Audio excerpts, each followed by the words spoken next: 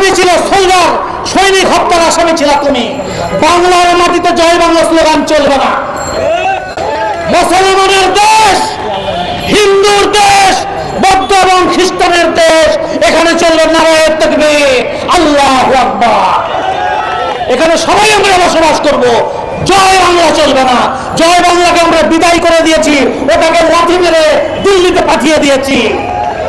আর মোদি বহু বাটপারি করছে, বেটা বহু বাটপারি করছে বাংলার মানুষের সাথে। এখন তোমার গতি সামলাও, তোমার নিজের গতি ঠিক নাই, বাংলাদেশের টাকাবার তোমার দরকার নাই।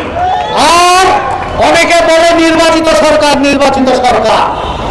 আমাদের দেশে সরাসরি প্রত্যক্ষ ভোট হয় সংসদ নির্বাচনের সময়, সংসদ নেতাদের নির্বাচন সংসদ। তারপরে ওনারা পরোক্ষ ভোটে প্রধানমন্ত্রী, স্পিকার এবং প্রেসিডেন্ট নির্বাচন করে। এই সম্মত সবচেয়ে বেশি ভোট পাওয়া সরকার, এই তত্ত্বাবধায়ক সরকার আমাদের ভোটে নির্বাচিত সরকার, সকল দলের নির্বাচিত সরকার এই সরকার।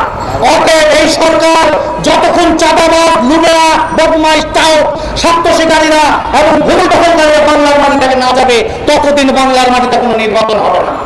পরিষ্কার কথা।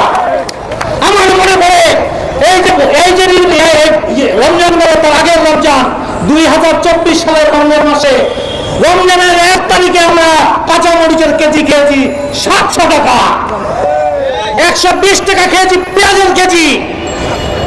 এখন মনে হয় আমরা কতটা সুখে আছি, সুখে আছি। ফ্রি কথা বলা যায়, ফ্রি মুভমেন্ট করা যায়।